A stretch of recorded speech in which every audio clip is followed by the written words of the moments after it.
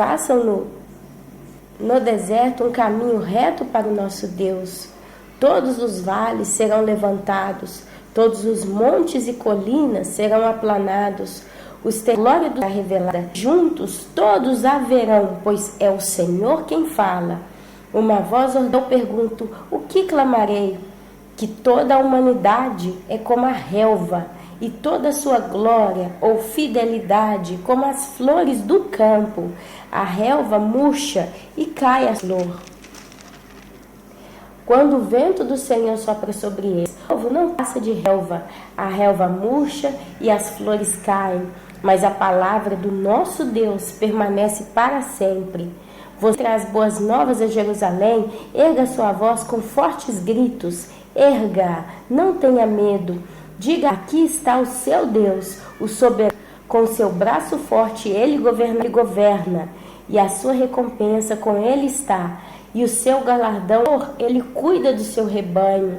Com o braço ajunta os cordeiros e os carrega no colo. Conduz com cuidado as ovelhas que amamentam as suas crias. Ou mesmo, Deus, ele conduz com cuidado aqueles que pregam o evangelho e cuidam e amamentam e dão palavra, e explicam a palavra de Deus às suas crias, os seus filhos nascidos na fé. Aleluia. E aqui Deus diz a Israel, e aqui Deus hoje diz para nós: quem mediu as águas na concha dos céus? Quem jamais calculou o peso da terra, ou pesou os montes na balança e as colinas nos seus pratos?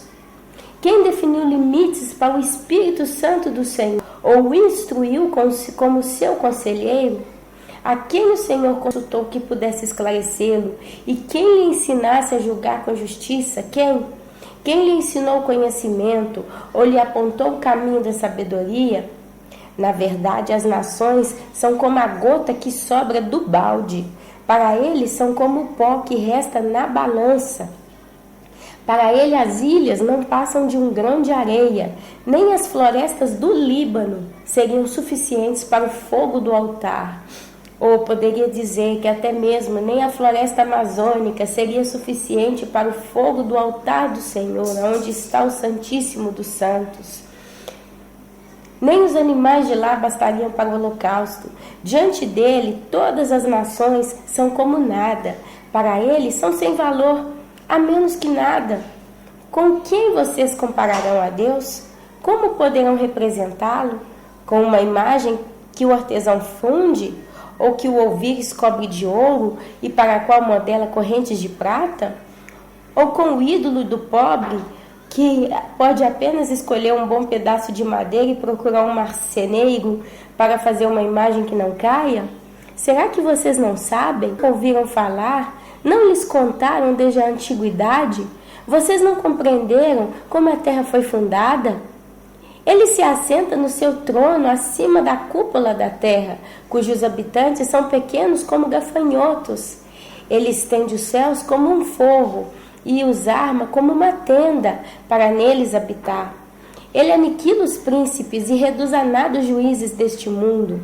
Mal eles são plantados ou semeados, mal lançam raízes na terra, Deus sopra sobre eles e eles murcham. O redemoinho os leva como palha. Com quem vocês vão me comparar? Quem se assemelha a mim? Pergunta o Santo, Santíssimo.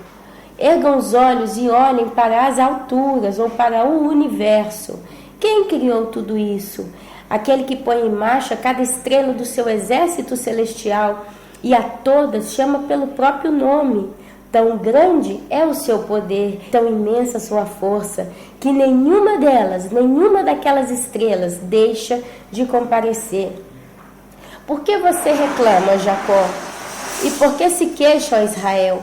O Senhor não se interessa pela minha situação. O meu Deus não considera a minha causa. Será que você não sabe? Nunca ouviu falar? O Senhor é Deus eterno, o Criador de toda a terra. Ele não se cansa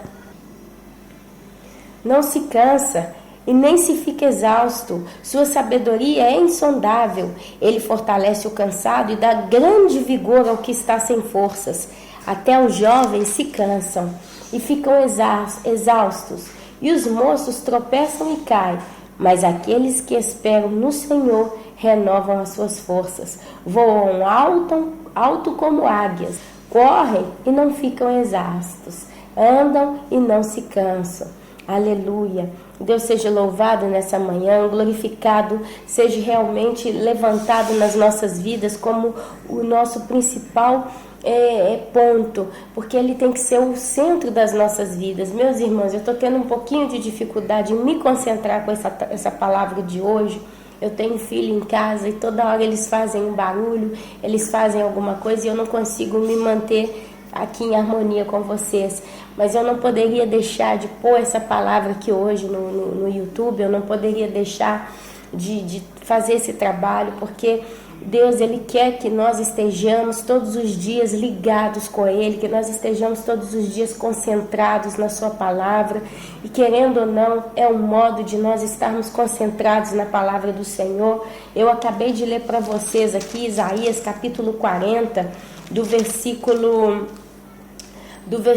3 em diante, do versículo 1 em diante, capítulo 40, do versículo 1, eu li com vocês aqui todo o capítulo 40 de Isaías, onde Deus ele começa a levantar, né, esses questionamentos, essa palavra, porque muitas das vezes nós subestimamos a Deus, muitas das vezes nós não cremos em Deus, muitas das vezes nós duvidamos do Senhor, mas hoje Ele está falando para nós quem Ele é, e Ele continua falando no capítulo 41, hoje eu vou simplesmente ler com vocês a Bíblia, e que vocês estejam com essa palavra cravada no coração de vocês. Deus hoje Ele está se mostrando como Ele é. Eu sei que muitos de vocês ainda não têm essa oportunidade de se colocarem a ler a Bíblia, talvez porque não entendem, talvez porque não têm tempo ou paciência, talvez porque realmente tempo, meus amados, todos nós temos quando queremos.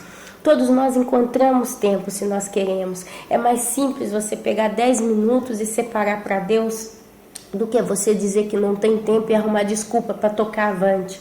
Mas você precisa separar tempo para o Senhor. E nós aqui estamos nessa manhã do dia 30 de abril de 2015, refletindo na pessoa de Deus, na pessoa do próprio Deus. Ele começa no capítulo 40, a partir do versículo 1, se colocando quem Ele é, e Ele deixa, né, alguns questionamentos. Por exemplo, Ele pergunta: quem é que mediu as águas na concha da mão ou com o palmo definiu os limites dos céus? Aqui Ele está mostrando a sua potência, a sua grandeza, a sua glória. Imagine nós não conseguimos medir próprio nada de água. Você vai num lago, você vai numa fonte de um rio, você vai no próprio mar e você enche a sua mão. O que é você diante de um mar inteiro? Nós, para cruzarmos da Europa até a América, a gente precisa fazer 11 mil quilômetros. Para quem não entende dessa grandeza, você tem que entender, um avião ele voa numa velocidade média de 900 quilômetros por hora. 900 quilômetros por hora.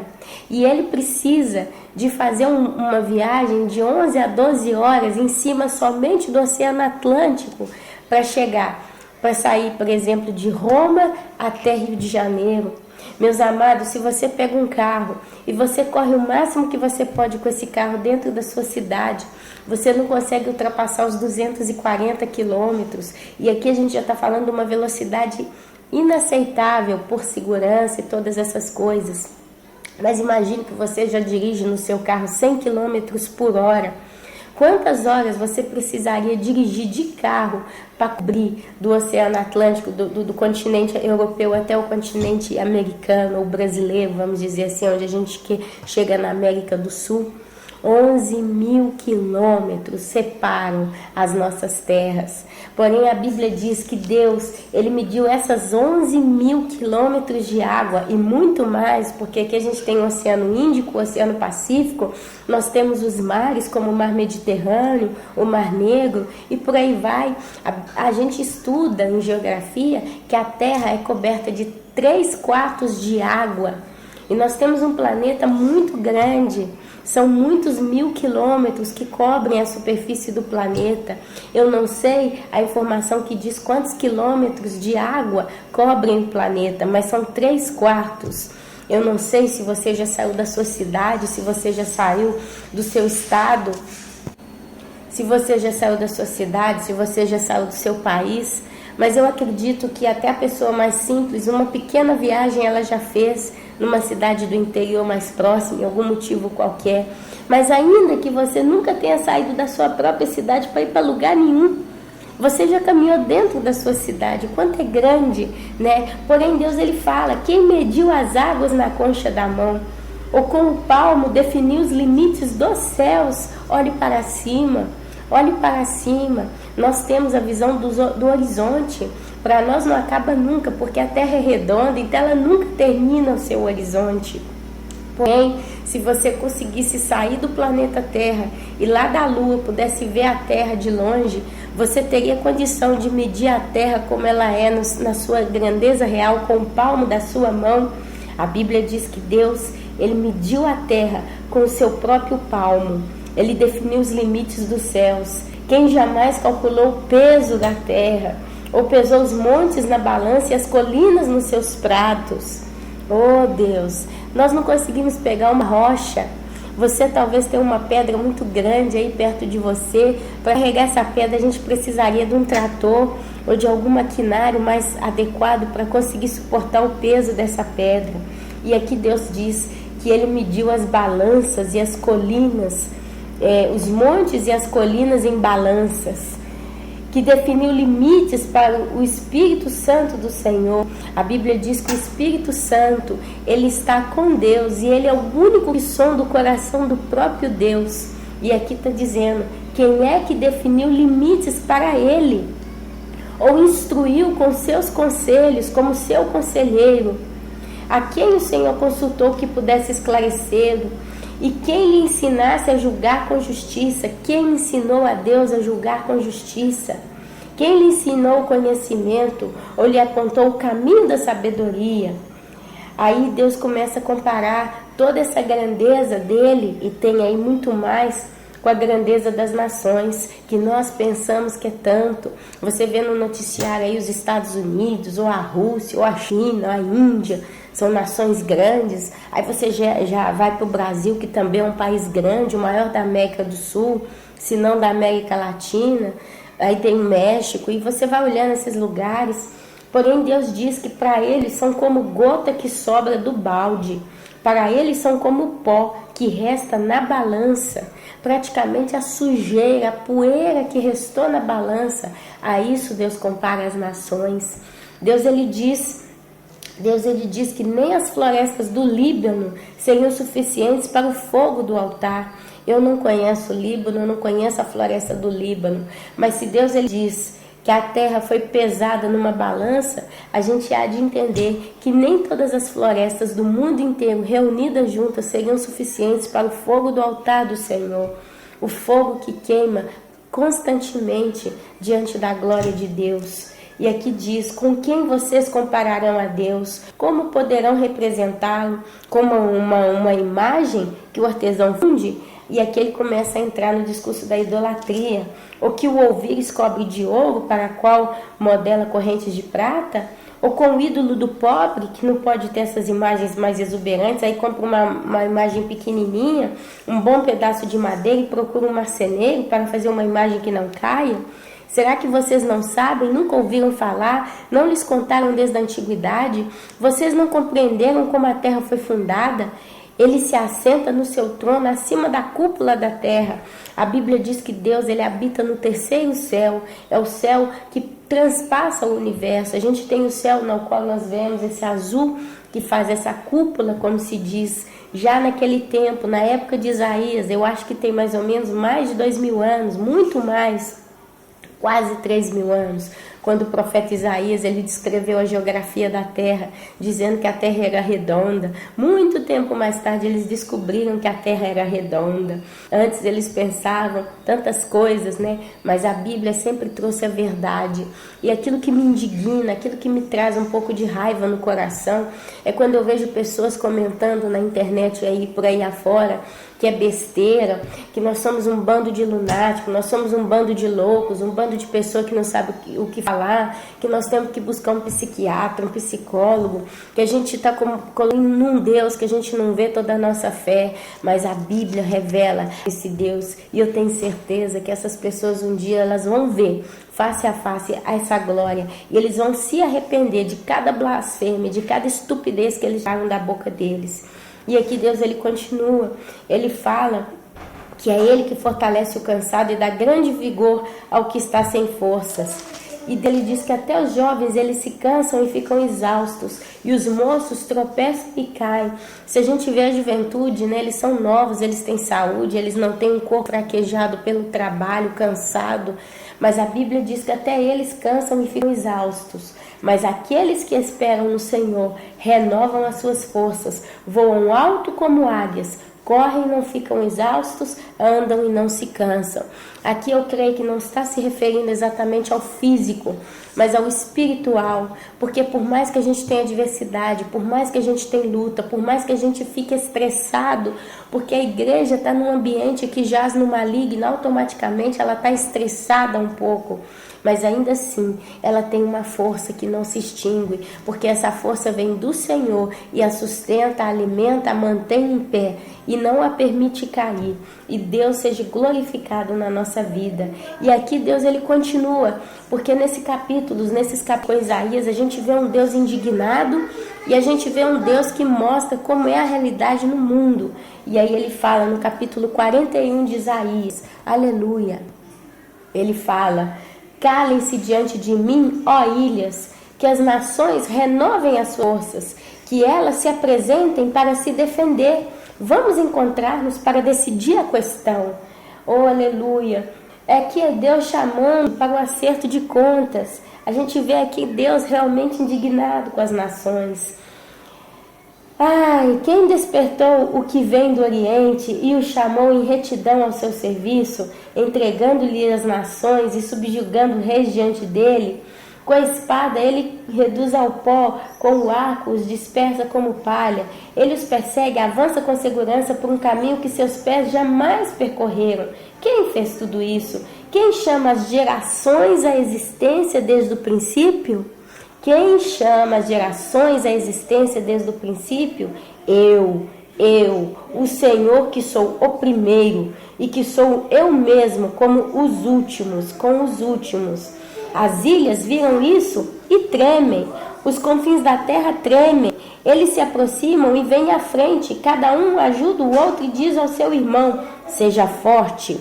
O artesão encoraja o ourives, e aquele que alisa com o martelo incentiva o que bate a bigorna. Ele diz acerca da soldagem: está boa, e fixa o ídolo com prego para que não tombe. Você, porém, Israel, ó Israel, meu servo, Jacó, a quem escolhi, vocês, descendente de Abraão, meu amigo, eu os tirei da terra, de seus recantos mais distantes eu os chamei. Eu disse: você é meu servo, eu o escolhi e não o rejeitei. E Deus diz isso hoje para mim, para você que está escutando. O próprio Deus, Ele nos tirou também dos confins da terra. Deus ele tem girado o mundo inteiro, de geração em geração, chamando aqueles que a Ele pertencem. E nós estamos por todos os confins da terra, em todos os continentes, em todas as cidades do planeta. Tem pessoas que moram nas ilhas, no mundo inteiro, espalhadas por aí. Mas o Espírito Santo tem nos atraído com amor. Aleluia. E aqui continua: eu disse, você é meu servo, eu o escolhi, não o rejeitei. Quando Deus escolhe, meus amados, quando Deus os chama, quando Deus busca, meus amados, Deus trabalha na nossa vida. Sabe, isso tem uma coisa que eu tenho observado, é que não se tem como dizer não a Deus. Não tem como dizer não a Deus, porque Ele é o soberano e Ele nos escolhe. E sinceramente é uma honra ser escolhido por Deus. E Deus ele continua dizendo: eu fortalecerei e o ajudarei, eu o segurarei com a minha mão direita já vitoriosa. Ele não diz que segura só com a mão direita, mas com a mão direita vitoriosa. Todos os que o odeiam certamente serão humilhados e constrangidos. Aqueles que se opõem a você serão como nada e perecerão. Ainda que você procure os seus inimigos, você não os encontrará. Os que contra você serão reduzidos a nada. Aí você pensa, mas eu ainda estou vivendo uma vida de tribulação, eu ainda estou sendo perseguido, eu ainda tenho tantos problemas. Mas Deus, ele tem uma promessa para nós. E quando Deus, ele fala, a gente precisa aprender a visualizar a vitória que ele promete tanto ao seu povo na eternidade. Porque a Bíblia diz que as nações são como uma poeira, elas passam muito rapidamente. Então Deus, ele praticamente, ele considera o tempo do homem justamente para que o homem nasça, cresça e viva a vida que está estabelecida diante do caráter dele para com Deus. Uma vez que o homem passa por essa terra, como ele deve passar, porque Deus é onisciente, ele já nos conhece antes que nós nascemos. Aí Deus, ele começa a contar o tempo na eternidade. Pois eu sou o Senhor, o seu Deus, que o segura pela mão direita e lhe diz, não tema, eu já o ajudarei. Não tenha medo, ó verme Jacó, ó pequeno Israel, pois eu mesmo o ajudarei, declara o Senhor, seu Redentor, o Santo de Israel. Veja, eu o tornarei um debulhador novo e cortante com muitos dentes. Você debulhará os montes e os esmagará, e reduzirá as colinas a palha. Você irá peneirá-los, o vento os levará, e uma ventania os espalhará. Mas você se regozijará no Senhor, e no Santo de Israel se gloriará. Israel, meus amados, ainda não tem passado por esses dias de glória. Israel, ele viveu dias de glória e dias de ruína, por causa da rebelião do seu povo contra Deus, o qual a gente vai ver logo em seguida. Porém, continua. O pobre e o necessitado buscam água e não a encontram. Suas línguas estão ressequidas de sede. Mas eu, o Senhor, lhes responderei. Eu, o Deus de Israel, não os abandonarei.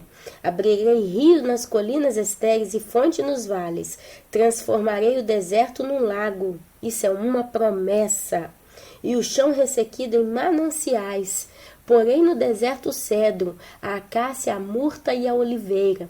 Colocarei juntos no ermo o cipestre, o abeto e o pinheiro, para que o povo veja e saiba, e todos vejam e saibam, que a mão do Senhor fez isso, que o Santo de Israel os criou.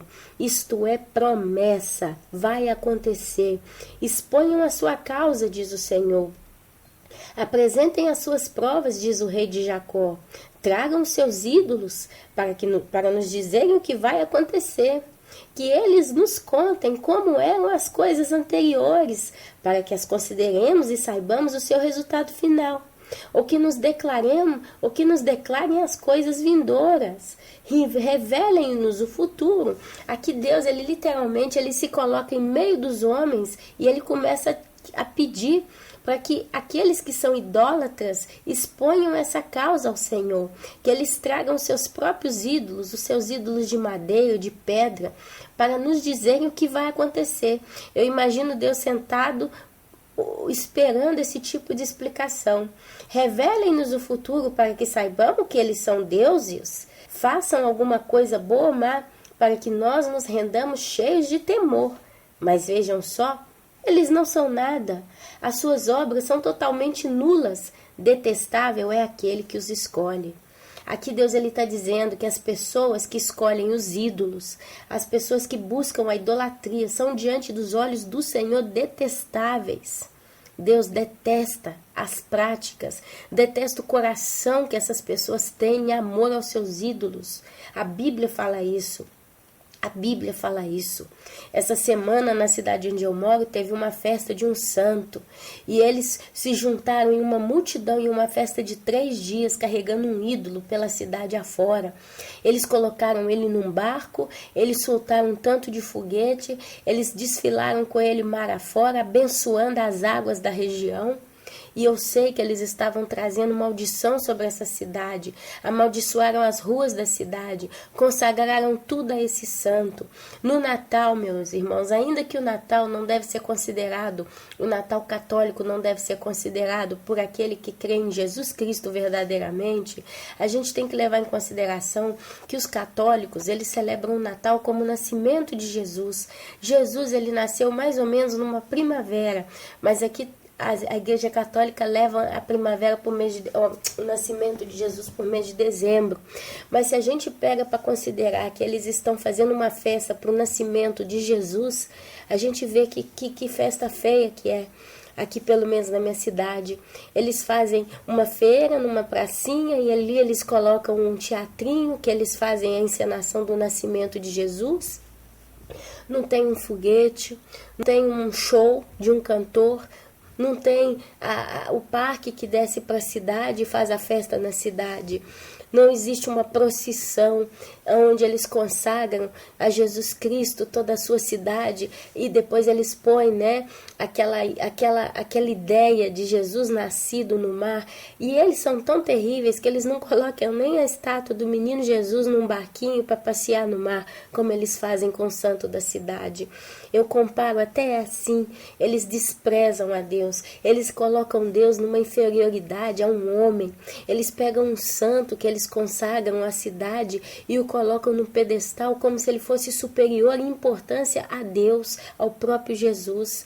E isso me traz tristeza ao coração. Eles fazem 3 dias de festa, meus irmãos, aos santos. Eles contratam uma banda, um cantor famoso para vir fazer um show. Eles fazem vir o parque.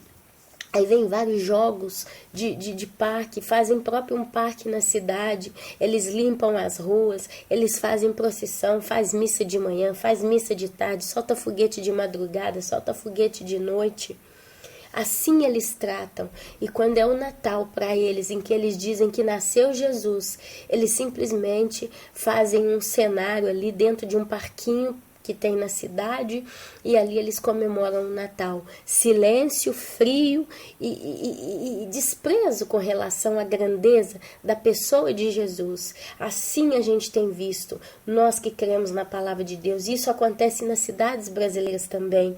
Nós temos cidades inteiras que fazem festas para os seus santos. Eles fazem 2, 3, 4 dias de festas para os santos deles. E eles fazem barraquinhas, eles fazem shows, eles fazem tantas coisas para comemorar a festa dos santos, soltam foguete, mas no Natal eles fazem só a encenação da morte de Jesus, do nascimento de Jesus, e fica naquilo mesmo.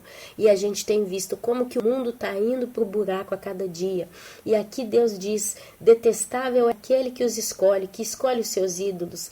Despertei um homem, e do norte ele vem, desde o nascente proclamará o meu nome. Pisa em governantes como em argamassa, como o oleiro amassa o barro. Quem falou disso desde o princípio para que o soubéssemos, ou antecipadamente para que pudéssemos dizer ele estava certo? Ninguém o revelou, ninguém fez ouvir, ninguém ouviu a palavra alguma de vocês. Desde o princípio eu disse a Sião: veja essas coisas acontecendo. A Jerusalém eu darei um mensageiro de boas novas. Olho, e não há ninguém neles, nenhum conselheiro que dê resposta quando eu pergunto. Veja, são todos falsos, seus feitos são nulos, suas imagens fundidas não passam de um sopro e de uma inutilidade. E aí Deus ele continua, depois que ele coloca a glória dele, que mediu os montes com o palmo das mãos e etc, no capítulo 40, depois ele vem no capítulo 41, e ele começa a comparar as nações da terra como a poeira, e ali ele começa a questionar sobre os ídolos do mundo, né? Se realmente esses ídolos são poderosos. Depois aqui ele vem no capítulo 42 e ele continua agora dizer quem é Deus, o que Deus realmente vai fazer. E ele diz: eis o meu servo, a quem sustento, o meu escolhido em quem tenho prazer. Porém nele o meu espírito, e ele trará justiça às nações. Não gritará nem clamará, nem voz nas ruas, não quebrará o caniço rachado e não apagará o pavio fumegante. Com fidelidade fará justiça, não mostrará fraqueza e nem se deixará ferir, até que estabeleça a justiça na terra. Em sua lei as ilhas porão sua esperança. É o que diz Deus, o Senhor, aquele que criou o céu e o estendeu, e espalhou a terra e tudo que dela procede, que dá fôlego aos seus moradores que andam nela. Eu, o Senhor, o chamei para a justiça. Firme a sua mão. Eu o guardarei e farei de você um medidor para o povo, e uma luz para os gentios, para abrir os olhos dos cegos e para libertar da prisão os cativos, e para livrar do calabouço que habitam na escuridão. E aqui Deus, ele anuncia em Isaías capítulo 40, Jesus, do Messias, que vai ser justiça. Ele vai guardar e farei de vocês um mediador e uma luz para os gentios. Jesus, ele é a nossa luz. Senhor, este é o meu nome. Não darei a outro a minha glória, nem a imagens o meu louvor. Vejam, as profecias antigas aconteceram. As novas eu anuncio. Antes de surgirem, eu as declaro a vocês. Cantem ao Senhor um novo cântico, seu louvor desde os confins da terra. Aleluia. Vocês que navegam no mar e tudo o que nele existe, vocês ilhas e todos os seus habitantes, que o deserto e as suas cidades ergam a sua voz, regozijem-se os povoados habitados por Kedar. Cante de alegria o povo de Selá, gritem pelos altos montes, deem glória ao Senhor e nas ilhas proclamem seu louvor. O Senhor sairá como um homem poderoso, como guerreiro despertará o seu zelo. Como forte brado, o seu grito de guerra triunfará sobre os seus inimigos. E aqui Deus diz, para terminar essa mensagem de hoje, o Senhor nos diz: fiquei muito tempo em silêncio e me contive calado. Mas agora, como mulher em trabalho de parto, eu grito, gemo e respiro ofegante. Arrasarei os montes e as colinas, e secarei toda a sua vegetação. Tornarei rios em ilhas e secarei os açudes. Conduzirei os cegos por caminhos que eles não conheceram. Por veredas desconhecidas eu os guiarei. Isso é a mensagem do Evangelho. Nós éramos cegos e Deus tem nos guiado. A Bíblia diz que Deus ele ficou muito tempo em silêncio e se conteve calado. E ainda assim a gente tem visto a injustiça imperando nesse mundo, de geração em geração, os homens praticando a maldade. Mas Deus diz que agora, como mulher em trabalho de parto, ele vai gritar, e ele vai gemer, e ele vai respirar ofegante. E nós já estamos vendo esses sinais acontecerem. Semana passada nós tivemos um vulcão em erupção, se eu não me engano, na cidade do Chile. Nós tivemos um dos maiores terremotos no Nepal. Aleluia, glória a Deus. Nós tivemos também, se eu não me engano, no Japão, um local em que a terra se levantou 15, se eu não me engano, 15 metros. O terreno, ele se deslocou 15 metros. E aí está sendo dito que nós temos só no Parque Yellowstone, nos Estados Unidos, lava. Antes eles pensavam que era um determinado volume de lava, né? Lava, aquela que queima, é lava. Eles descobriram que o volume de lava debaixo do Parque Yellowstone é 4 vezes tão imaginavam. E a gente tem visto a terra gemendo já, como em dores de partos. Como diz lá em Mateus capítulo 24, os tempos são maus. E a Bíblia diz que Deus conduziria os cegos por caminhos que eles não conheceram. Por veredas desconhecidas eu os guiarei. Transformarei as trevas em luz diante deles e tornarei retos os lugares acidentados. Essas são as coisas que farei. Não os abandonarei, mas retrocederão em vergonha total aqueles que confiam em imagens esculpidas e que dizem aos ídolos fundidos: vocês são os nossos deuses. 4.000 búfalos foram mortos no Nepal em oferta em sacrifício a um ídolo. Ano passado, 2014, não me lembro o mês, mas isso está na internet para vocês verem. Eles simplesmente sacrificaram 4.000 ou mais búfalos a uma deusa nepalesa. E a Bíblia diz que quem é idólatra vai comer da fúria de Deus, do Senhor. Deus, ele é grande, Deus é poderoso e ele declara o final já desde o princípio. Deus, ele traz salvação ao humilde e ao quebrantado de coração, mas ao altivo, ao orgulhoso, Deus, ele destrói. Deus, ele se irou com Israel, porque Israel vivia em altos e baixos com o Senhor. Se você vai lá em 1 Reis, capítulo 11, você vai ver o rei Salomão, o homem mais rico, poderoso e sábio do mundo, decepcionou a Deus. Deus deu tudo a Salomão. Deus ele entregou tudo que um homem poderia receber nessa terra. Nunca existiu e jamais existirá homem tão poderoso como foi o rei Salomão. Mas Salomão, ele amou muitas mulheres estrangeiras, além da filha do faraó. Eram mulheres moabitas, amonitas, edomitas, sidônias e hititas. Elas eram das nações a respeito das quais o Senhor tinha dito aos israelitas: vocês não poderão tomar mulheres entre essas nações, porque elas os farão desviar-se para seguir os seus deuses. No entanto, Salomão apegou-se amorosamente a elas, casou com 700 princesas e 300 concubinas, e as suas mulheres o levaram a desviar-se. À medida que Salomão foi envelhecendo, suas mulheres o induziram a voltar-se para outros deuses, e o seu coração já não era totalmente dedicado ao Senhor, o seu Deus, como fora o coração do seu pai Davi.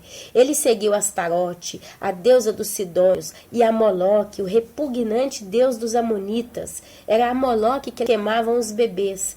Dessa forma, Salomão fez o que o Senhor reprova. Não seguiu completamente o Senhor como seu pai Davi. No monte que fica a leste de Jerusalém, Salomão um altar para Camós, o repugnante deus de Moabe, e para Moloque, o reptas. Também fez altares para os deuses de todas as outras mulheres estrangeiras, que queimavam incenso e ofereciam sacrifícios a eles. Aí o Senhor irou-se contra Salomão por ter se desviado do Senhor, o seu Deus.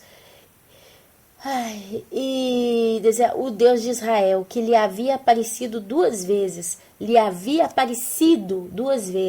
embora ele tivesse proibido Salomão de seguir outros deuses. Assim também Deus proibiu Adão e Eva de comer do fruto do conhecimento do bem e do mal. Deus também proibiu a Salomão de seguir outros deuses. Não lhe obedeceu. Então o Senhor lhe disse: já que a atitude você não obedeceu à minha aliança, os quais lhes ordenei, certamente lhe tirarei o reino e o darei a um dos seus servos. No entanto, por amor a Davi, seu pai, não farei isso enquanto você viver. Eu o tirarei da mão do seu filho, mas não tirarei dele o reino inteiro. Eu lhe darei uma tribo por amor a Davi, meu servo, e por amor de Jerusalém, a cidade que escolhi. E Deus deu a ele a tribo de Judá, da onde proveu Jesus, que traz salvação não só para os judeus, agora no fim dos tempos, quando eles vão ver o seu Messias vindo, mas trouxe salvação para os gentios. Só para vocês terem uma ideia dos deuses que Salomão adorou, eu falo para vocês: Astarote foi também conhecida como Afrodite, era a deusa da plenitude, amor e guerra. Reconduz ao termo hebraico vergonha, filha de Baal, Camus, irmã da deusa Astarote. Eu escrevi aqui, a letra ficou muito ruim, eu vou tentar conseguir ler aqui. Moloque, o deus dos sacrifícios infantis e deusa da vergonha. A adoração a Moloque era particularmente repelente porque exigia sacrifícios humanos, em especial de crianças, de todos os elementos pagãos que invadiram Israel. Este foi o lamentável e repugnante. Moloque era um ídolo horrendo, às vezes dava-lhe a aparência de um ser híbrido. Se apresentava em diversas formas, em uma delas meio homem, meio boi.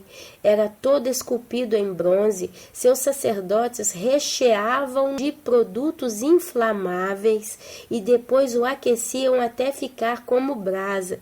E depois, como se em transe, seus adoradores ofereciam suas crianças, os colocavam em suas mãos em brasa, e covardemente e barbaramente. E diz que na época, quando eles faziam esses sacrifícios a Moloque, eles sonavam música de tambor muito alta, para que não se ouvissem os gritos das crianças que estavam sendo sacrificadas ali no fogo. De modo que aqueles que ainda tinham que entregar os seus filhos a Deus Moloque não entrassem em contradição e desistissem de fazer o sacrifício. Esse foi um Deus que o próprio Salomão adorou. Este foi um Deus que o próprio Salomão adorou. E a Bíblia diz, meus amados, meus queridos, que o povo negou o Rei Todo-Poderoso, Deus, para pedir reis para Israel. O povo pediu reis para Israel. E Deus, então, satisfez o povo, o desejo do povo, dando a eles um rei. Eu leio para vocês, está lá em 1 Samuel, capítulo 8. Quando envelheceu Samuel, o profeta, nomeou seus filhos como líderes de Israel. Seu filho, o mais velho, chamava-se Joel e o segundo Abias. Eles eram líderes de Berseba, mas os filhos dele não andaram em seus caminhos. Eles se tornaram gananciosos, aceitavam suborno e pervertiam a justiça. Por isso, todas as autoridades de Israel reuniram-se e foram falar com Samuel em Ramá. E disseram, isso aqui ainda era no tempo dos juízes, meus amados. Tu já estás idoso, e teus filhos não andam em teus caminhos. Escolhe agora um rei para que nos lidere, à semelhança das outras nações. Samuel ficou triste, porque o povo substituiu a Deus como rei por outro. Quando, porém, disseram, dá-nos um rei para que nos lidere, isso desagradou a Samuel. Então ele orou ao Senhor, e o Senhor lhe respondeu, atenda a tudo que o povo está lhe pedindo. Não foi a você que rejeitaram, foi a mim que rejeitaram como rei. Assim como fizeram comigo desde o dia em que os tirei do Egito, até hoje abandonando-me e prestando culto a outros deuses. Também estão fazendo com você. Agora atenda-os, mas advirta-os solenemente, diga-lhes quais os direitos reivindicará o rei que os governará. Deus aqui, ele diz isso. Atenda esse povo, dê um rei para eles. E aqui Samuel transmitiu todas as palavras do Senhor ao povo que estava lhe pedindo o rei, dizendo, o rei que reinará sobre vocês reivindicará como seu direito o seguinte, ele tomará os filhos de vocês para servi-lo em seus carros de guerra e em sua cavalaria, e para correr à frente de seus carros de guerra. Colocará alguns como comandantes de 1000, outros como comandantes de 50. Ele os fará arar as terras dele, fará colheita, fabricar armas de guerra, equipamentos para os seus carros de guerra. Tomará as filhas de vocês para serem perfumistas, cozinheiras e padeiras. Tomará de vocês o melhor das plantações das vinhas e dos olivais, e o dará aos criados dele. Tomará 1/10 dos cereais e da colheita de uvas, e o dará aos oficiais dos seus criados. Também tomará de vocês para o seu uso particular os servos e as servas e o melhor do gado e dos jumentos, e tomará de vocês 1/10 dos rebanhos, e vocês mesmos se tornarão escravos dele. Naquele dia vocês clamarão por causa do rei que vocês mesmos escolheram, e o Senhor não ouvirá. Todavia, o povo recusou-se a ouvir a Samuel e disse, não, queremos um rei. Seremos como todas as outras nações. Um rei nos governará e sairá à nossa frente para ter em nossas batalhas. Depois de ter ouvido tudo o que o povo disse, Samuel repetiu perante o Senhor. E o Senhor respondeu, atenda-os e dê-lhes um rei. Então Samuel disse aos homens de Israel, cada um para a sua cidade. Então ali Samuel unge o primeiro rei Saul. E ali, para quem lê a Bíblia, conhecem as histórias. Samuel 12:12, aqui acontece uma coisa. Quando, porém, vocês viram que Naás, rei dos Amonitas, estavam avançando contra vocês, me disseram, não, escolha um rei para nós. Embora o Senhor, o seu Deus, fosse o rei. Agora aqui está o rei que vocês escolheram, aquele que vocês pediram. O Senhor deu um rei a vocês. Se vocês, porém, temerem, servirem e obedecerem ao Senhor e não se rebelarem contra as suas ordens, e se vocês e o rei que os reinar sobre vocês seguirem o Senhor, o seu Deus, tudo lhes irá bem. Todavia, se vocês desobedecerem ao Senhor e se rebelarem contra o seu mandamento, sua mão se oporá a vocês da mesma forma como se opôs aos seus antepassados.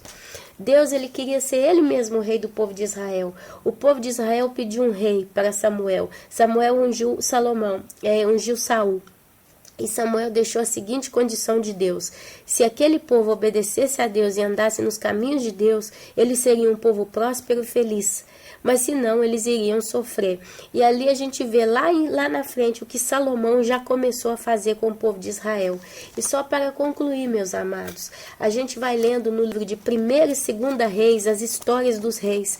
Se você puder parar um tempinho para ler esses 2 livros, vocês vão entender exatamente como que o povo foi rebelde contra Deus, sempre.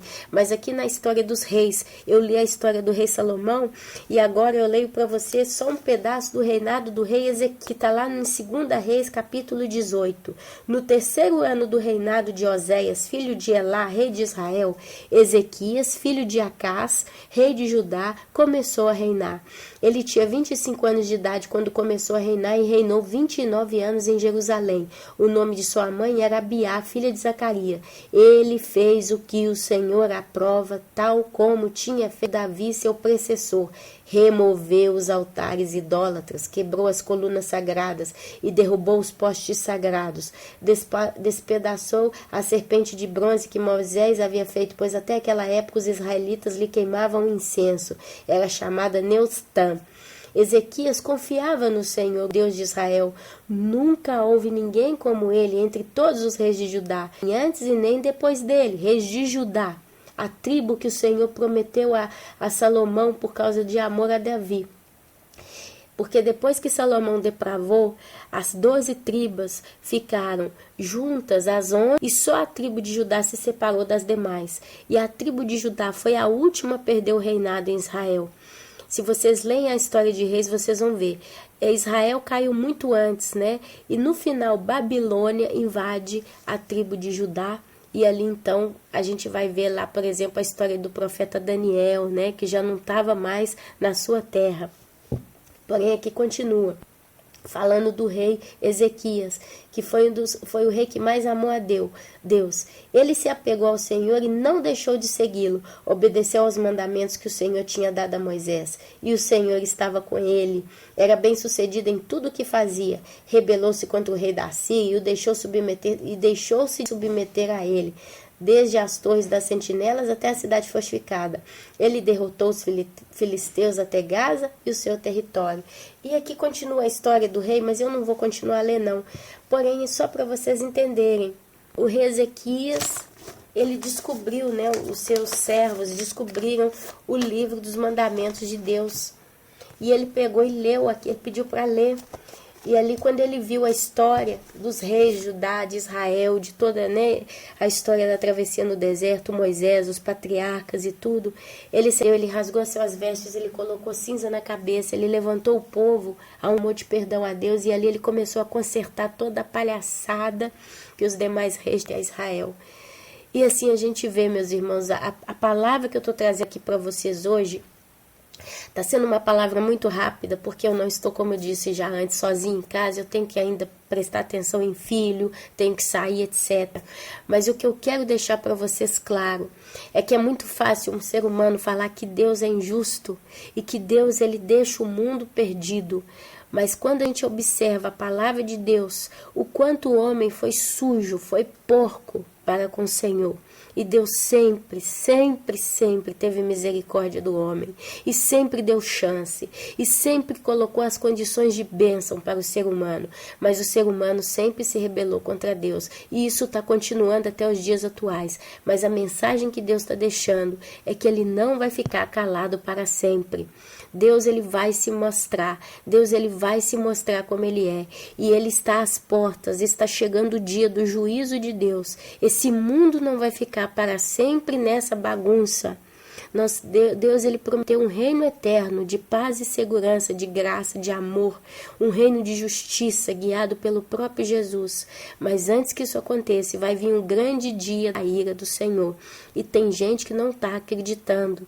E os sinais eles estão muito óbvios aí por todo o canto da terra. A gente está vendo todo dia. Gente, quando que no mundo, numa semana só, aconteceram catástrofes como um vulcão no Chile, um vulcão que ele nem era mais vigiado, porque disse que era seguro, e esse terremoto no Nepal, que há 80 anos não acontecia um terremoto naquela terra, e ali até agora a gente está vendo o sofrimento daquele povo, um povo extremamente idólatra, pagão.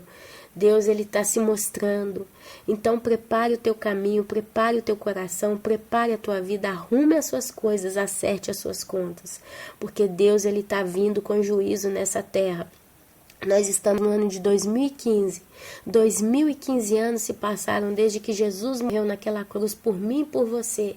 Então façamos justiça, façamos ao sacrifício que Deus deu. Não façamos como Salomão, que Deus deu a ele todos os estatutos, mandamentos, apareceu para ele em sonho 2 vezes, deu a ele toda a riqueza. E ele traiu a Deus, se casando com mais de 1000 mulheres. E entrando e seguindo os deuses daquelas mulheres. Colocou até os mais repugnantes da história de Israel, que seria o deus Moloque. Salomão, ele viu crianças sendo mortas. Salomão, ele traiu a Deus. Deus deu para ele e ele traiu a Deus. Não só por si mesmo, com a sua própria vida, lesando somente a ela, mas ele levou todo aquele povo à idolatria. A idolatria mais suja, mais esporca que poderia passar naquele reino. Que Deus possa ser glorificado na tua vida, meu irmão e minha irmã. E que você possa dar valor ao sacrifício santo do amor de Deus para com a humanidade, que não passa de poeira aos olhos de Deus. Nós somos pequenos diante de toda a glória criada do Senhor, mas ainda que somos pequenos, Ele nos amou ao ponto de dar o seu Filho naquela cruz. E ainda que nós somos pequenos, nós somos feitos imagem e semelhança dEle. Então que a gente venha a respeitar, a honrar e a temer a imagem e a semelhança que o próprio Deus nos doou. Ele não nos doou só vida, Ele não nos doou só uma vida, mas Ele nos doou a sua própria imagem e semelhança. Então que nós não venhamos a ser motivo de vergonha a imagem e a semelhança de Deus. Aqui eu poderia entrar ainda mais profundamente nesse discurso, mas o tempo não me permite. Porém, que essa mensagem tenha sido suficientemente forte para tocar o teu coração no dia de hoje. Jesus está voltando. Deus está vindo com a sua ira nessa terra para, de um modo completo, terminar com a bagunça. Está chegando os dias em que o pecado vai ser extinto completamente, que a morte vai ser lançada no lago de fogo e enxofre, vai ser queimada por toda a eternidade. Satanás, o falso profeta, o anticristo, todo maligno, todo ser humano pecador. Deus, ele está começando a agir em juízo nessa terra, e isso vai demorar muito pouco. Por isso é tempo de você que está ainda aqui nessa terra respirando, pensar e repensar em como você está se comportando diante de Deus. Sim, ainda vai ter o tempo da grande tribulação, ainda vai ter os 1000 anos do milênio, mas hoje você tem o teu presente para acertar as contas com esse Deus santo, maravilhoso e que te ama tanto, porque Ele, ainda que é glorioso como é, e Ele te ama a ponto de permitir que você escute a palavra sana e a palavra santa que tem chegado até os teus ouvidos, de modo que está te advertindo a consertar a sua vida. Por isso, meus amados e minhas amadas, eu só posso deixar essa palavra para vocês no dia de hoje. Conserte o seu caminho com o Senhor. Arrependa dos seus pecados, peça perdão por estar sujando uma imagem santa que Deus te deu, de ser a sua imagem e semelhança. Respeite o sacrifício da cruz e peça perdão pelos seus pecados, porque Jesus está voltando, o arrebatamento está às portas, mas ainda também o juízo de Deus está a caminho. Por isso que o Senhor Jesus possa estar abençoando a cada um de vocês, o Espírito Santo possa estar enchendo o coração de cada um de vocês com muito temor e tremor hoje na presença do Senhor. Se você tem tempo, leia 1ª e 2ª Reis, para ver como que o povo se rebelou contra Deus e como que Deus, ele deu até o último momento a chance para o povo de Israel. E assim eu peço a que o Senhor o abençoe a cada um de vocês. Amém, meus irmãos? Então eu vou ficando por aqui e que essa palavra possa ter sido realmente uma bênção para cada um de vocês. Amém, amém e amém. Jesus abençoe a todos.